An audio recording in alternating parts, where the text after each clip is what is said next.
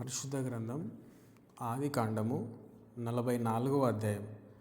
యోసేపు ఆ మనుషుల గోనెలు పట్టినంత ఆహార పదార్థములతో వాటిని నింపి ఎవరి రూకలు వారి గోనె మూతిలో పెట్టుమనియు, కనిష్ఠుని గోనె మూతిలో తన వెండి గిన్నెను అతని ధాన్యపు రూకలను పెట్టుమనియు తన గృహ నిర్వాహకునికి ఆజ్ఞాపింపగా, యోసేపు చెప్పిన మాట చెప్పున అతడు చేసెను. తెల్లవారినప్పుడు ఆ మనుషులు తమ గాడులతో కూడా పంపివేయబడిరి.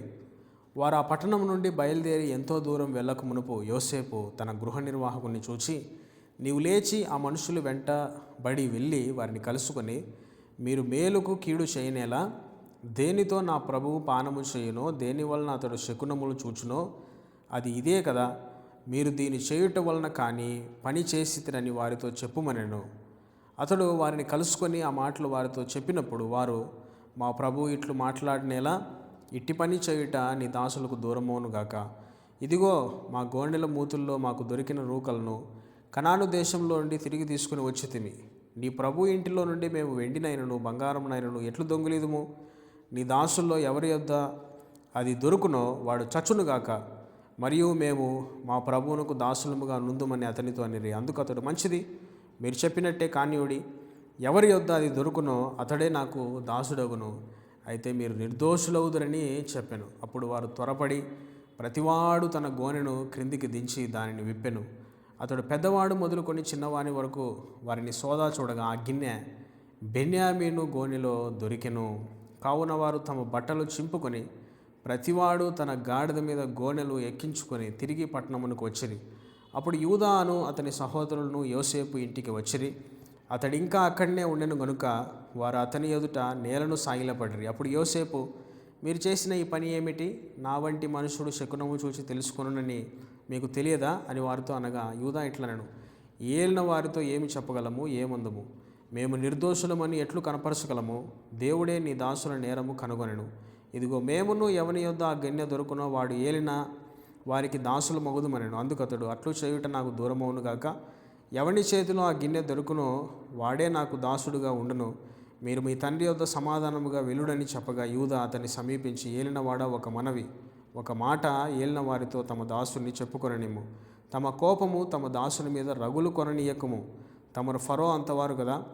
ఏలినవాడు మీకు తండ్రి అయినను సహోదరుడైనను ఉన్నాడా అని తమ దాసులను అడిగాను. అందుకు మేము, మాకు ముసలివాడైన తండ్రియో అతని ముసలితనమున పుట్టిన ఒక చిన్నవాడును ఉన్నారు.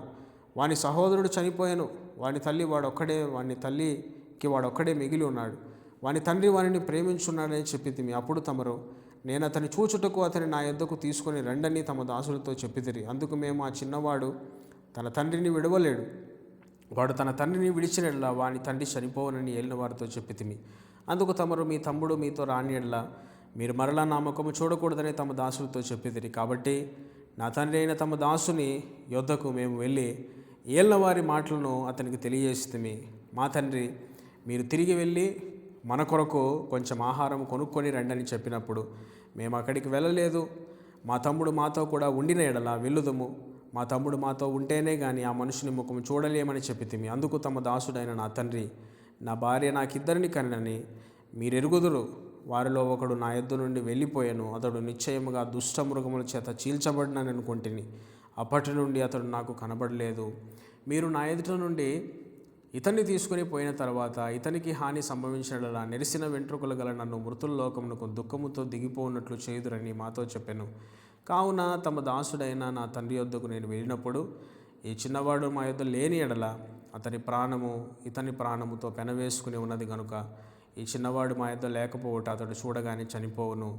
అట్లు తమ దాసులమైన మేము నెరిసిన వెంట్రుకలు గల తమ దాసుడైన మా తండ్రిని మృతుల లోకమునకు దుఃఖముతో దిగిపోవునట్లు చేయుదుము. తమ దాసుడవైన నేను ఈ చిన్నవాణిని గూర్చి నా తండ్రికి పూటబడి నీ యొద్దకు నేను అతన్ని తీసుకుని రానియడలా నా తండ్రి దృష్టి యందు ఆ నింద నా మీద ఎల్లప్పుడూ ఉండని చెప్పి తిని. కాబట్టి తమ దాసుడైన నన్ను ఈ చిన్నవానికి ప్రతిగా ఏలినవానికి దాసునిగా ఉండనిమ్ము. ఈ చిన్నవాణి తన సహోదరులతో వెళ్ళనిమ్ము. ఈ చిన్నవాడు నాతో కూడా ఉంటేనే కానీ నా తండ్రి యొద్దకు నేను ఎట్లు వెళ్ళగలను? వెళ్ళిన ఎడల నా తండ్రికి వచ్చు అపాయము చూడవలసి వచ్చునని చెప్పాను. Thank you.